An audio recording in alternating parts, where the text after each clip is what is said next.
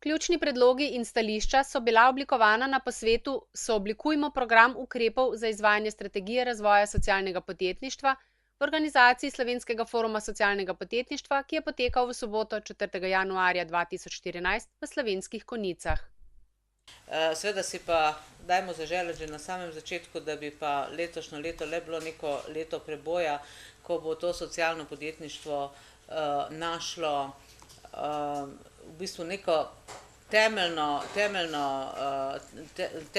temeljni podstavek ali pa temeljni steber tudi v vseh slovenskih razvojnih politikah, ker do zdaj seveda lahko rečemo, jaz sem si včeraj šla tudi v pripravi na tole moderacijo malo pregledati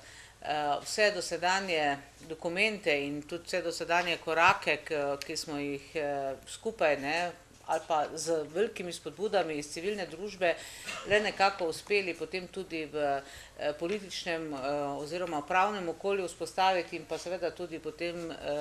v strateškem delu in seveda Slovenija ne glede na vsa opozorila, tudi bom rekla skupnosti, v katerih delujemo, to je na eni strani Evropska unija, na drugi strani pa OECD, da je pravzaprav nedopustno, da Slovenija ob vseh problemih, ki jih ima, tako zelo zaostaja na tem konkretnem področju socialne ekonomije, je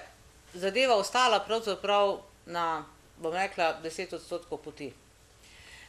Res je, da je narejen še vedno pravzaprav zakon, je temeljna osnova, ki je spodbudila ogromno gibanje v civilni družbi in jaz mislim, da je z tega vidika dodatna utemeljitev lahko prišla, da je to vredna smer slovenske razvojne politike, kajti civilna družba je očitno sprejela za svojo in prej sprejema nove vrednote in nove poti iskanja poti iz krize, kot je pa jo sprejela etablirana politika in pa seveda celoten upravno-administrativni podstat, ker jaz mislim, da veliko vzrokov za takšen zastoj, bom rekla, po sprejemu samega zakona, ki vemo, da je bil na pobudo poslancev pravzaprav in insistiranje poslancev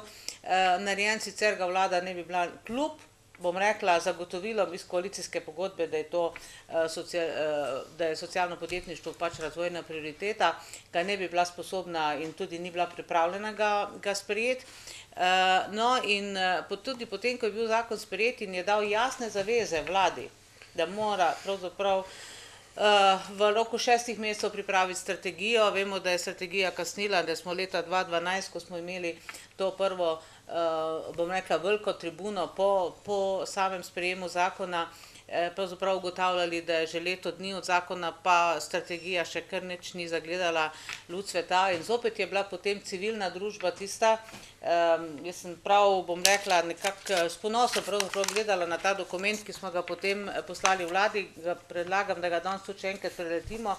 kjer so pravzaprav bili opredeljeni vsi ključni ukrepi, ki bi jih morali biti sestavni del,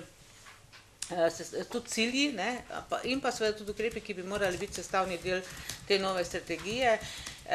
Vključili smo se aktivno v svet za socialno podjetništvo in poskušali tudi preko tega sveta seveda pospešiti zadeve. Zopet je prišlo do zastoja, do menjave članov,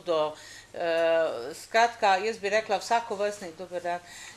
vsakovrstnih manipulacij, bi človek tako rekel samo, da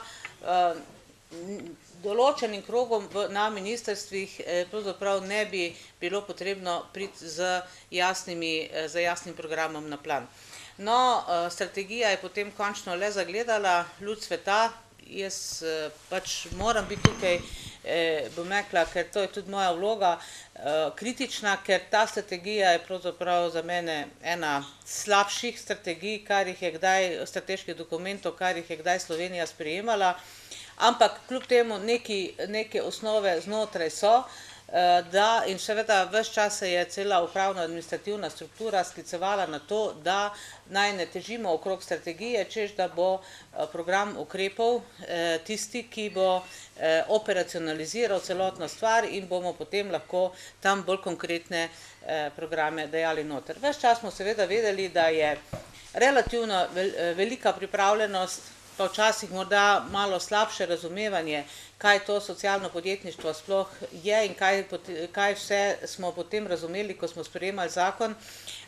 na Ministrstvu za delo. Tudi znotraj verjetno stranke, ki stoji za tem ministrstvom, in tudi seveda na Ministrstvu za kmetijstvo, ki je celo potem oblikovalo eno strokovno skupino, da bi tudi s predstavniki, bom rekla, nas iz foruma in drugimi, da bi oblikovali nek sklop ukrepov, ki bo Ministrstvo za kmetijstvo v okviru razvoja podeželja spodbudilo, in jaz moram reči, da tam smo imeli kar konstruktivne razprave, v katero smer bi šlo. Jaz seveda zdaj v tem dokumentu, ki ga danes pravzaprav imamo pred nami, ne vidim celotnega tega dela in ne vem, kaj se je pravzaprav zgodilo. Tako da bo mogoče tudi priložnost, da kak predstavnik, bom rekla, krogov, ki ste blizu ministrstvu, pove kaj več. Ves čas je bil pa pravzaprav največji odpor proti sploh filozofiji socialnega podjetništva in pomenu socialnega podjetništva na Ministrstvu za gospodarstvo.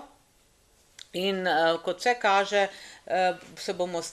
tem izzivom še kar soočali, ker nič ne kaže na to, da bi ministrstvo zelo resno pristopilo k izdelavi tega programa.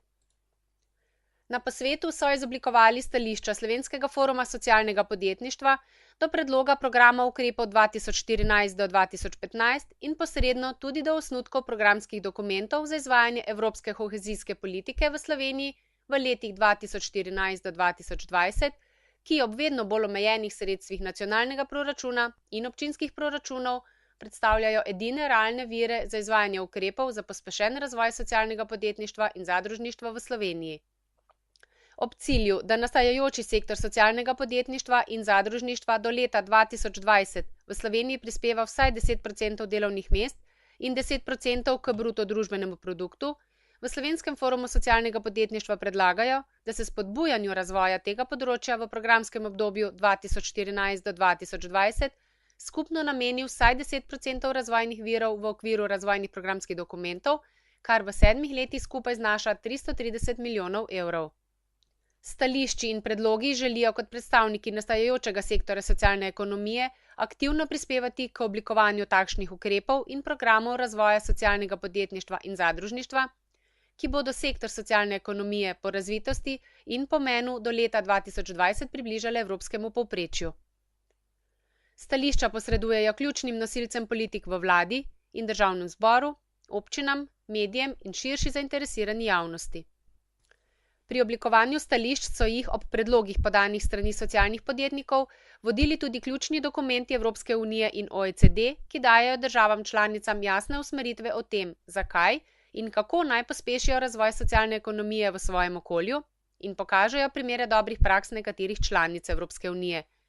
Na primer v Franciji, ki z namenom uspešnega premagovanja krize in razvoja novih delovnih mest ob že relativno dobro razvitem sektorju zadružnega socialnega podjetništva uvajajo v vlado samostojni resor socialne ekonomije.